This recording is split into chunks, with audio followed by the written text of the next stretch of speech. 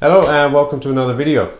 Off the bat here, I just want to say apologies for the congestion sound. I'm just fighting off the cold from hell that spawned somewhere in my son's daycare and plagued everybody who came into contact with it. It is the season for those delights. You see, I'm still looking a little crappy, but I wanted to put out a video to talk about something that I think it's an interesting topic, and that is money in software development. And for the context of this video, when I say software development, software engineering, they're all the same thing. Basically, you're writing code for a web application that has a customer or a client base that pays money, and you get paid to do that. Terms, I really don't care about terms. If you're an engineer, developer, whatever. It means nothing to me. You write code. That's it. Now, in terms of how much you get paid, I think there's a perception out there that being a web developer means that you're going to get paid a lot of money. And that may be true in cases. I think there's been plenty of videos on social media like YouTube, TikTok, of software developers who talk about how much money they make. And yes, some people make a lot of money, whether they're working in FANG or some other fintech or some other startup environment where, yeah, they make bank, a couple $100,000 US a year, and that is fantastic. So usually when you look at the distribution of salaries and the people that are talking about their salaries, they're probably on the upper end, right? They're the ones kind of flaunting their income, whereas most people are probably earning a bit less than that. Let's be realistic. And if you look at the Stack Overflow Developer Survey, there is a pretty broad range of median incomes depending on tech stack. You know, for example, PHP, the average or the median is around 50,000. Whereas if you look at Ruby, you're looking at a mean of, 93,000. So there's a big range here. Now there's nuance, there's reason why. That's not to say that not every PHP developer is earning less than every Ruby developer. That's not true. There's going to be PHP developers who are earning really good money out there, and the same with some Ruby developers that are earning less. In my experience, I focus on Ruby on Rails. The company I'm at now, they pay well, fairly. Based on the Canadian median, I think they pay slightly above the average rate, and I think that there's good reason to do so. But most companies I've been looking at, they're paying junior to mid-level Ruby on Rails developers around 90, well, anywhere from 80 to $100,000 a year, which is not much money, especially with inflation right now and the fact that many companies have had to adjust their salaries for inflation. Where I'm at, it's above what most companies are paying for a mid-level Rails developer. If I'd even call myself that, I'd still say I'm maybe junior to mid. So you will find there is a range within a tech stack within a country. It really depends on the company that you work at and what their philosophy is around what they want to pay their staff.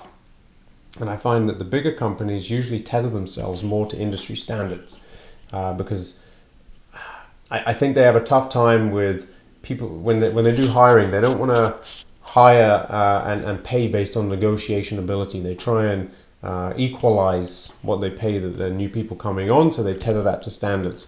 Whereas you go to smaller companies, in my experience, you have more ability to negotiate because they're hiring fewer people, and when they find someone good, well, they're willing to negotiate at the table, right? And so that's one nuance, is your ability to negotiate in the company that you go to. I guess that's two nuances. But like I said, there's nuances in how much you get paid. It really depends on your country, your tech stack, and the company, among other things, right? If we compare Canadian salaries, where I'm based, versus the US salaries, well, US pays probably 20% more in US dollars, which convert that to Canadian, if you're getting paid $100,000 in Canada, it's probably more like $140,000 or $150,000 that you get paid in the US for the same job. So different markets also pay different amounts. Now, that's just kind of an aside on the variances in salaries. Now, I think across the board, though, web development pays well. And it also pays very well considering you don't need a degree to get into the field. You can be self-taught like I was, and you could just say, hey, I can build some stuff, I think I'd be a good employee for you, and you get hired, you get paid, you're now a web developer, right? You can't do that in many other fields that generally pay higher. Try and do that in the medical field. Try and do that in the engineering field, right? You see where I'm going here. These are fields that require accreditations, right? You're designated something. And with that, they usually get paid more for that. Software development is not like that. There's not that barrier to entry. So that's the fantastic part about this industry, is that anyone can enter, right? So you, me, anyone can teach ourselves, become good enough, get paid, and have a good track or possibility to get a high-paying job, right? That we wouldn't be able to get anywhere else. That's the amazing thing. With that, however, means a lot more people. When there is fewer barriers to entry, you can have more competition, right? And that's why the junior field is such a tough space to be in right now, especially in the last 6 to 8 months in 2023 or late 2022 as well. Okay, so some people say, should you go into software development if you care about the money? Are you using money as a motivator to go into software development? Some people say no. Some people say yes. And my opinion on that is, well, like all things, it depends. I think money is a fine motivator, but in software, it shouldn't be your only motivator. I think that is a very important differentiator here. I'm fine with money being a motivator, but it can't be the only one, because you will get sick very quickly of the work. You will burn out very quickly. Software development, you have to grind through it to understand what it's like. And those of you who've probably been grinding, you're watching this, you've ground through some hours, weeks, months, years of software development. And you may have a sense of what it's like. So you know what I'm talking about here. For people who haven't done that yet, well, you won't know what it's like until you do it. So I highly suggest you do it before you finalize that decision. But software development is a pretty lonely field at the end of the day. It has great communities. You will meet some fantastic people. You will make some great relationships with people. And it's not lonely in the sense that you never meet people and make a network. You will. But at the end of the day, the final product that you're being paid for is code. And no one else is going to write that code for you. You've got to write that code. And yes, you can get help doing that, right? But most of my day as a software developer, and I've been doing it now professionally for just over a year, so most of my day, like full-time that is, it consists of being by myself solving a problem, right? So it's headphones on, don't want any distractions, I'm staring at the screen and I'm thinking about what it is I need to achieve and how I'm going to get there, right? Or if I'm debugging something, okay, what are the conditions? What do I know? What do I do not know? What do I need to find out in order to fix a bug? And it is very much the high flow state work where there is a barrier to entry in the mental headspace of software development, I've found. You can't just go from, you can't spend 30 minutes quickly. If you've got a 30-minute chunk in your calendar, you're not going to go, oh, I'm going to go do some coding now for 30 minutes. You're not going to be very productive like that. You need to have chunks of time, 3, 4, 5 hours, where you can really get your head immersed into a problem around something and produce some quality, efficient code with a reasonable output that you could be satisfied with. And that's the nature of coding. So what I'm saying by that is you're going to be spending a lot of time in that headspace where you don't want to be disturbed. You're going to be by yourself and you're going to be solving these problems. And that takes a certain kind of character to be able to do that consistently every single day as a job, right? Every single day you're going to be in that headspace. It can be tiring. And if you're the kind of person who needs human interaction, who doesn't like to concentrate on one thing all the time, needs to be doing new things all the time, it may not be the right career for you. And that's a case where just choosing money alone as a reason to get into software development, I think you will find out very bitterly that it just won't work for you. Chances are you will find that out long before you get a job in it, right? Because you have to study for many hours before you can even get a job. And hopefully that is the case. Though I think there are still people who force their way through, do land a job, and then find out it's not for them. And that is absolutely fine. I think it's far better to find out something's not for you and change and leave than to stick through it and experience burnout and the mental stress and deterioration that comes along with that. Now, If you are the kind of person that can go through that and enjoys the problem solving, enjoys the quiet time, then I think, okay, you might have the mindset for software development. And using money as a motivator as well, I think is absolutely fine, right? As long as it's not your only motivator.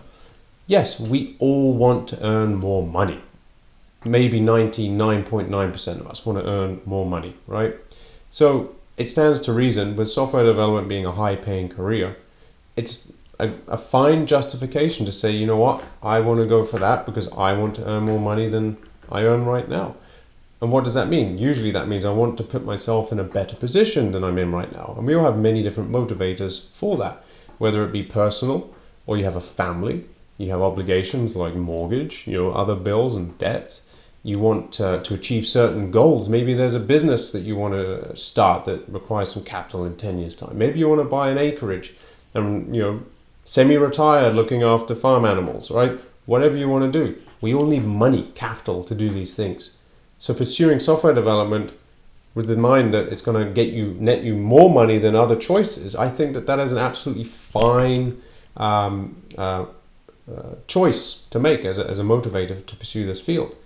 Just bear in mind that you've got to be able to actually put up with the work. And even better, you've got to enjoy the work, right? I think that if you enjoy the work, you enjoy this kind of locking yourself into a problem, staring at a screen for many hours at a time, and you enjoy the personal growth and the accomplishment, the sense of achievement and satisfaction that comes with solving these problems and providing value to an end user. Like, there's a lot of value you can pick out of software development. And if you can tap into that as well as a motivator for your own growth and curiosity, I think that's even better if you pair that along with the desire for more money as well. Because the desire for more money, if you just chase money, or if it's your primary motivator, I think it's always going to undermine you at the end of the day. And I have the same philosophy in business. If you only chase money, you're not going to succeed, or you will not succeed as great as you would otherwise. And I think instead you should always chase value, whether that's value to yourself or to the community or to the user base or whatever. If you chase value, right, if you put your passion and your commitment into value, then let's say the reaction to that is you're going to get far more in return than you would if you just chase the money. What's an example of chasing value? Value might be value to yourself, learning and growth, right? If you're really passionate about learning and growth, then you're going to be investing in yourself. And what happens when you invest in yourself? Well, you grow, you become more of an expert. What happens then? Well, then you earn more money, right? So the money thing comes as a side effect of chasing value. Whereas if you just chase the money alone, you may not develop that skill set the same way. You may not develop that value that you could provide the same way. And therefore, the money that you earn at the end of the day might be less, right, if you just chase money alone. And also, I think if you add value to the people around you, well, they're going to remember that. They're going to know you. They're going to refer your name when something comes up, when you're a good candidate, whether it's a job opportunity, for example, or partnering in a small business or something. People are going to remember the value that you added. So I think that adding value is a force multiplier, really, when it comes to your overall success and outcomes. And the final thing I want to end on here really is it's nothing to do with software development. It's kind of my own philosophy, and that's around money, income. Like, really, why do we all go to work every day, right? You kind of feel like we have to. We have bills. It's expected of us. If you don't go to work, then you don't have an income. And then you can't live. You can't eat, right? You don't have a house to live in. You don't have options. You can't go out with friends. You can't go traveling. You might not be able to find a partner that you want to, if you want to have kids, right? Maybe you'll not be an attractive partner. There's many motivations as to why we go and earn money. And I think for me, one of the key things that I learned about myself is I absolutely hate. It's a strong word, hate, but I despise that feeling of being at the whim of somebody else's, and their ideas. And what I mean by that is, many times in history and in your own life, you might experience this, but People with power will use money as a means to control you into doing something that they want you to do. And oftentimes that's the government doing that, but it also may be your employer strong-arming you, saying, well, if you don't do this, then you're going to lose your job. And that is them strong-arming you into doing something because you need that income. And that relationship to me has always felt super uncomfortable. I hate the feeling of anybody having any kind of control over me.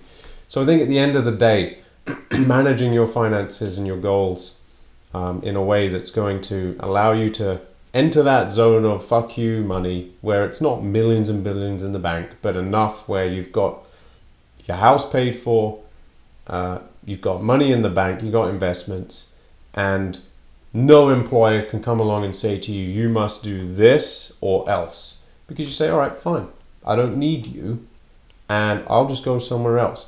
That is a place to get to in your career, in my opinion. And I finally got there, and it feels very liberating, let me tell you that. And it just, you see the world differently when you're no longer looking to your employer as a kind of a provider of your life, or a savior, let's say. It's a completely different exchange of your time and effort for that money. The relationship is very different. You value yourself a lot more when you are in that position, right? Because you're no longer willing to accept their bullshit because you need that paycheck. You're going to put yourself first more. And obviously you do that respectfully.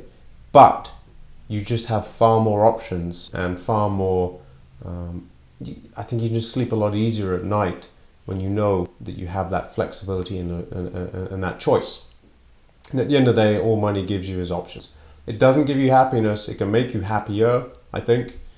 But at the end of the day, it just gives you options. And software development is a great way, I think, to build that wealth, so that you can, if you manage your money smartly, you can get to a point fairly soon where you can say fuck you and you can manage your own life. And that's a sweet spot to be in. And that's one thing. That's one of the reasons I chose software development. Is a new intellectual pursuit. I was always interested in it, but also the money side of it intrigued me as well, because I knew it would help me get to that point even faster. Anyway, big topic, kind of philosophical. Curious what you guys think. What are your motivations for going into software development? Is money one of them? What's your relationship to that as a motivator? I'm curious. It's a topic that really doesn't get discussed that often, but I think it's just like looks in your partner. Like, people try and say, oh no, beauty is skin deep. Looks shouldn't be your only basis. And it's like, well, sure, they're not the only basis. But first off, they're a pretty damn important basis, right? Because you need to be able to look at your partner and feel like they're attractive. I think that's an absolutely normal thing. And it's the same with money in software development. You wouldn't do it, most people probably wouldn't do it in software development if they didn't earn a lot of money, right? It's hard. It is hard work. So with the hard work comes a great reward. And I think it's a topic that could warrant a little more discussion, and I'm certainly intrigued by it. So yeah, let me know what your thoughts are. I'm very curious to see what other people think about this. Okay, have a good one.